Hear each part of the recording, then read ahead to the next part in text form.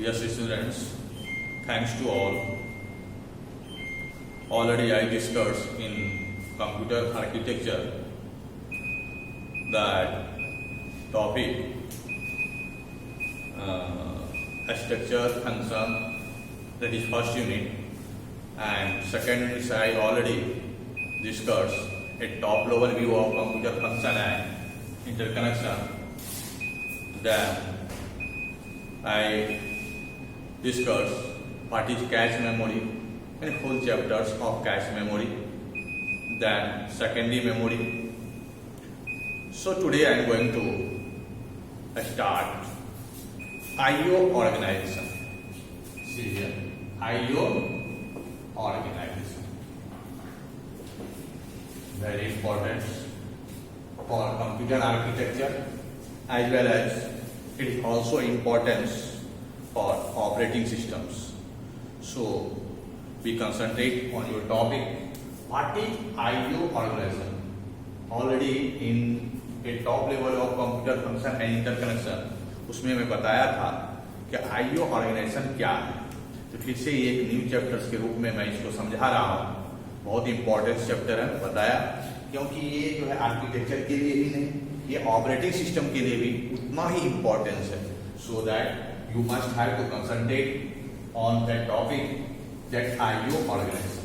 तो क्या बताता है I/O ऑर्गेनाइजेशन क्या है? कहते हैं it is a method of transferring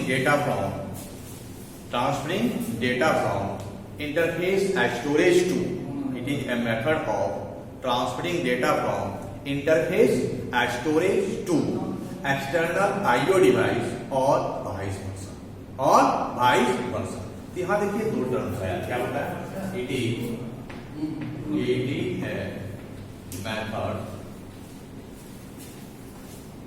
is method to transferring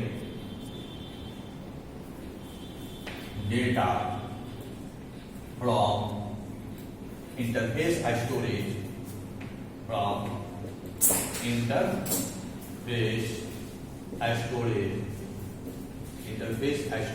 to external I/O devices, और क्या मैं बोला, वाइस वर्सा.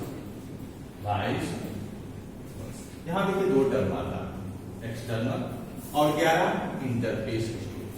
तो मैं बताया था इंटरफेस का क्यों रिक्वायरमेंट पड़ा, इंटरफेस स्टोरेज का क्यों जरूरत पड़ा. फिर से एक सिंपल डायग्राम में बना के उसके बाद मैं आपको समझा रहा हूं कि क्यों इसका जरूरत पड़ा. देखिए एकदम सिंपल, वेरी सिंपल. देखिए क्या है, ये हम लिए, ये मान लीजिए CPU, ये क्या है, सेम थिंग्स. देखिए समझिए, ये जो है क्या ले लिए हम, यहां पर भी कुछ नहीं, यहां पर हम ले लिए इंटरफेस स्टोरेज. 1 मिनट, ये क्या है मेरा इंटरफेस स्टोरेज. इंटरफेस स्टोरेज, ठीक है. क्या होता है, मैं बताया था I/O और CPU दोनों दो डिफरेंट मटेरियल्स का बना हुआ है. कहने का मतलब है CPU फुल्ली इलेक्ट्रॉनिक डिवाइस है, वेयर I/O जो है ये इलेक्ट्रोमैग्नेटिक और इलेक्ट्रोमैग्नेटिक डिवाइस है. जब दोनों दो डिफरेंट मटेरियल्स का बना हुआ है, देन दोनों के बीच समान डेटा का ट्रांसमिशन नहीं हो सकता है. दोनों के बीच समान डेटा का ट्रांसमिशन नहीं हो सकता है. दोनों का सेम एड्रेसिंग मोड नहीं हो सकता है. दोनों का प्रोसेसिंग सेम नहीं हो सकता है. तो इसको, इस दोनों के बीच के डिफरेंस को रिजॉल्व करने के लिए ये जो एक हार्डवेयर कंपोनेंट्स का यूज किया गया है, ये क्या है, इंटरफेस स्टोरेज. तब कैसे होता है, CPU किसके थ्रू यूज करता है, इंटरफेस से I/O to interface to CPU. इस तरह से डेटा का, यानी दोनों के बीच इंटरफेस स्टोरेज क्या है, यहाँ पर एक हार्डवेयर कंपोनेंट है जो सेंट्रल कंप्यूटर और जो एक्सटर्नल डिवाइस है दोनों के बीच के डिफरेंस को रिजॉल्व करता है. ये सिंपल डायग्राम, ये क्या है, इंटरफेस स्टोरेज. सिंपल. तब आता है मेरा कौन सा term, external device.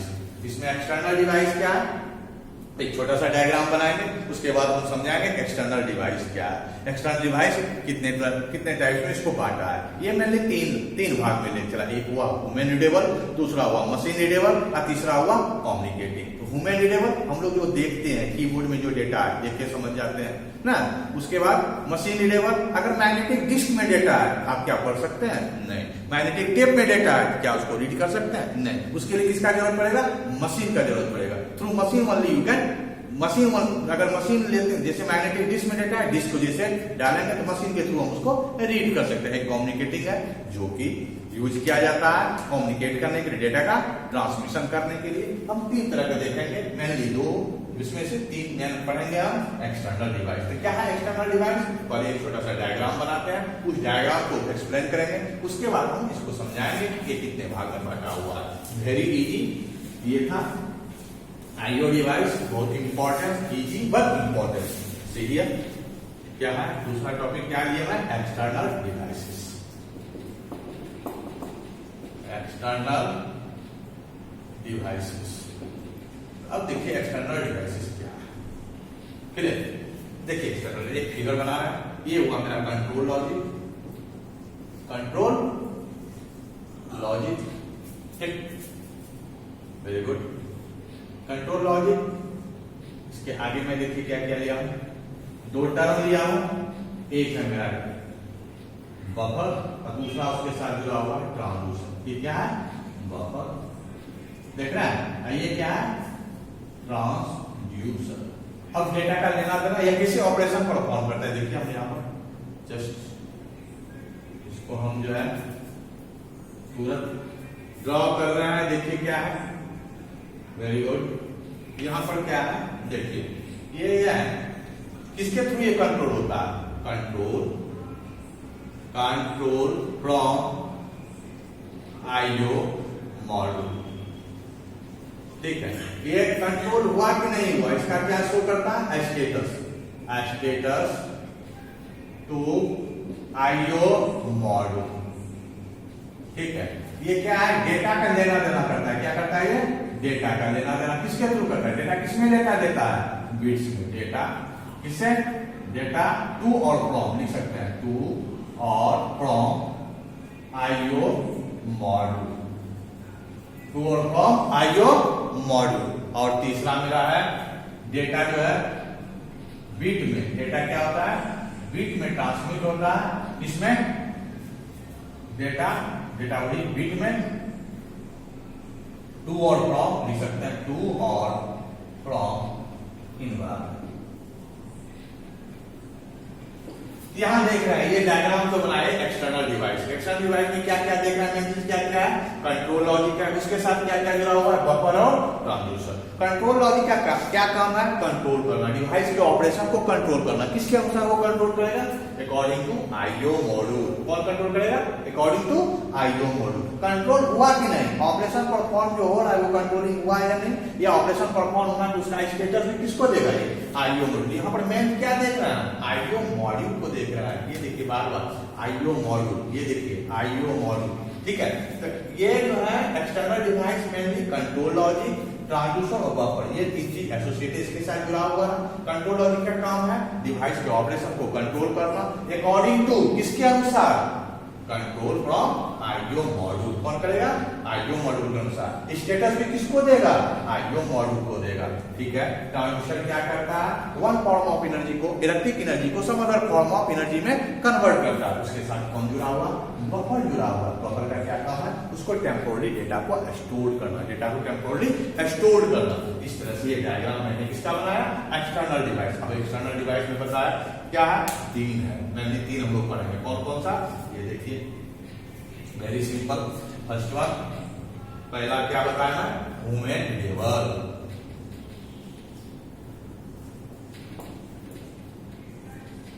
Human readable. दूसरा क्या बताया? Machine readable.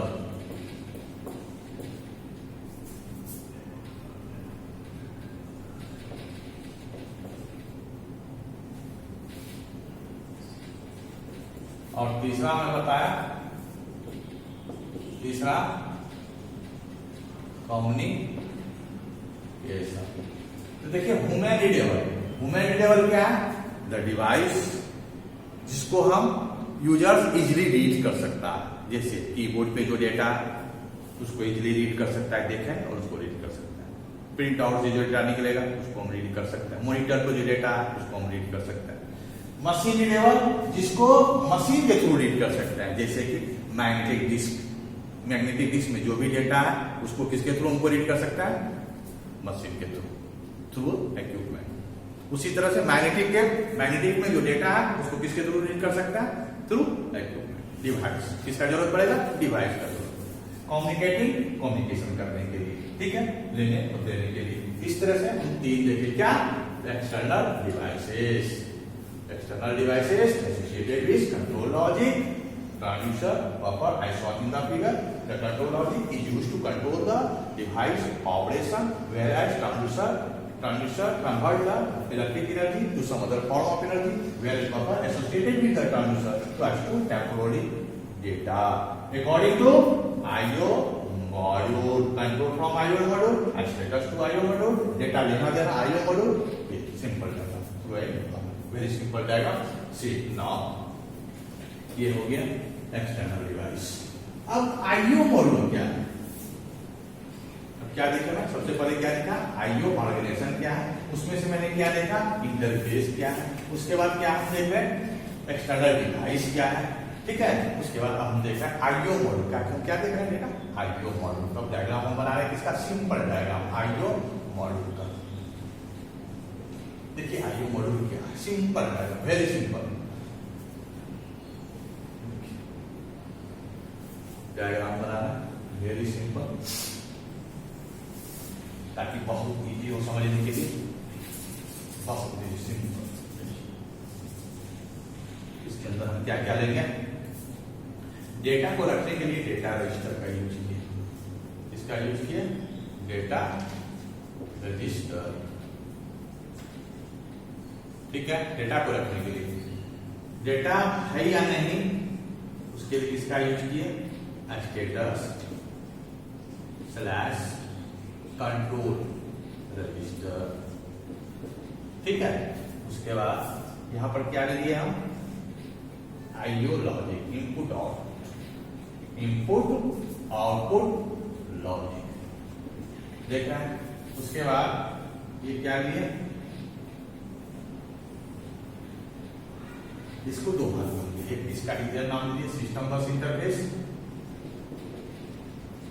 सिस्टम बस, ठीक है, इंटरफेस, और दूसरा मेरा है एक्सटर्नल डिवाइस इंटरफेस लॉजिक कर सकते हैं, इंटर। अब देखिए ये क्या होता है, एक्सटर्नल डिवाइस डिवाइसेस भी हो सकता है, इंटरफेस जितने भी देखते हैं, कीबोर्ड, माउस, मॉनिटर, प्रिंटर, सब क्या है, समझ में आता है, ठीक है। अगला फिर क्या है, देखिए एक्सटर्नल डिवाइसेस इंटरफेस,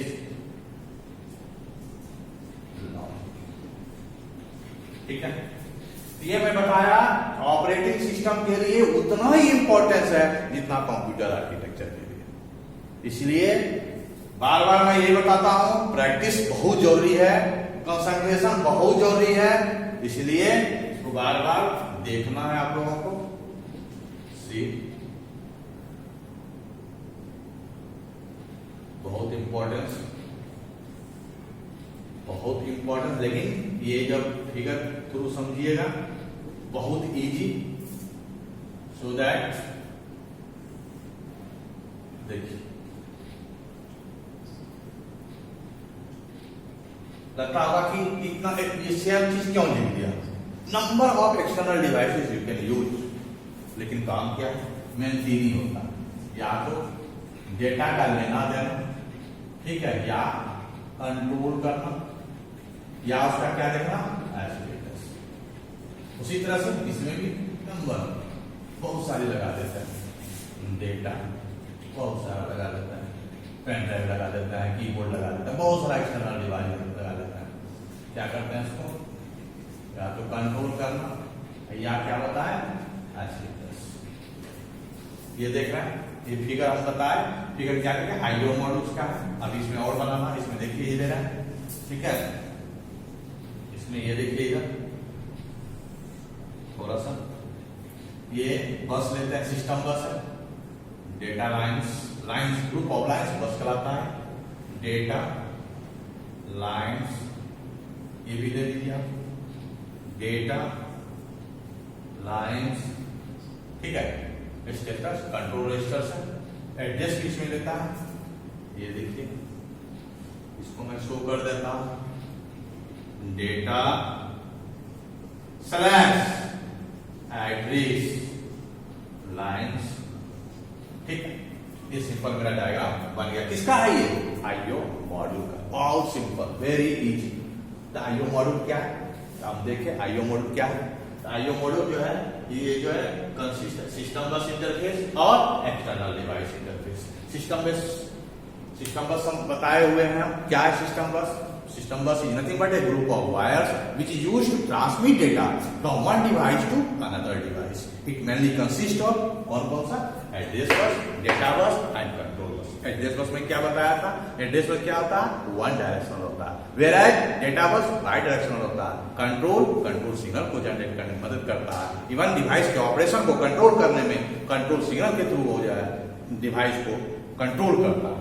तो कैसे देखते हैं यहाँ पर कंट्रोल सिग्नल, फिर हम देखेंगे कैसे जनरेट होता है, तो फिर इसी में हम पढ़ेंगे कंट्रोल लॉजिक, कंट्रोल यूनिट्स में ही, कंट्रोल यूनिट ऑपरेशन में ही, फिर उसमें पढ़ेंगे हार्डवेयर कंट्रोल यूनिट और माइक्रो प्रोग्राम कंट्रोल। अभी सिंपल में हम चले आइए आईओ मॉड्यूल, जिसको हम बता रहे हैं। अभी जो देखे इसके पहले आईओ मॉड्यूल का क्या काम था, कैसे एक्सटर्नल डिवाइस पे टास्क परफॉर्म कर रहा था। अब देखिए आईओ मॉड्यूल खुद उसके बारे में, ये दो भाग हुआ, सिस्टम बस इंटरफेस बस समझ रहे हैं, external device interface, external device भी समझ रहे हैं, जितने भी आईओ डिवाइस है सब external device.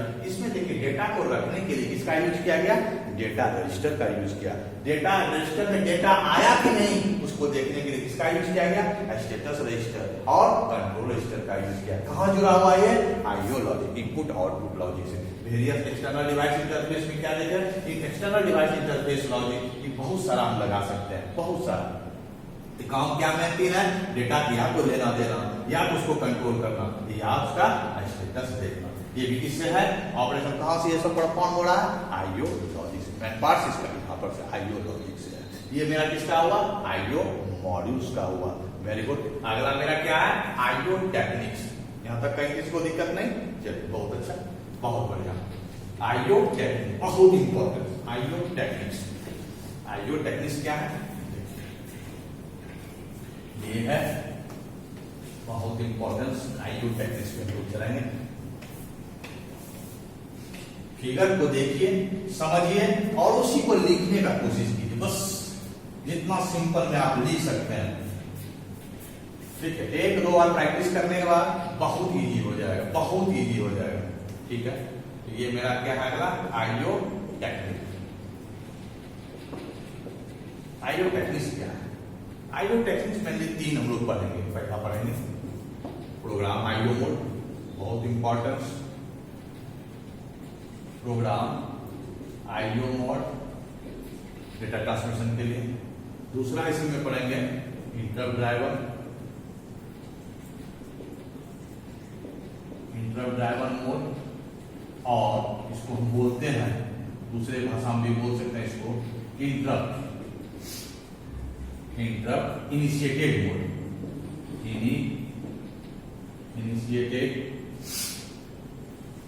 Initiated mode.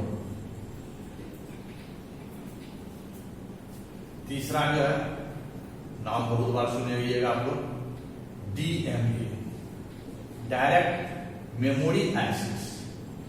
DMA क्या बताएगा, डायरेक्ट मेमोरी एक्सेस, डीएमए। इसमें देखेंगे थ्रू ए डायग्राम, हम देखेंगे प्रोग्राम आईओ मोड क्या है, इसमें क्या प्रॉब्लम्स आया, जिसको दूर करने के लिए कौन आया, इंटरप्ट ड्राइवर मोड है, या इसको क्या बोला, इंटरप्ट इनिशिएटेड मोड। और इसमें भी क्या प्रॉब्लम आया, जो डायरेक्ट यूज करने की इसका यूज किया गया, डीएमए। बहुत important, VVR. So coming class we are going to discuss one by one like program IO mode, interrupt driver mode और DMA mode. So be concentrate on your topic and to be continued so that you may understand easily or and diagrammatic way also you have to see and define. So thanks to all.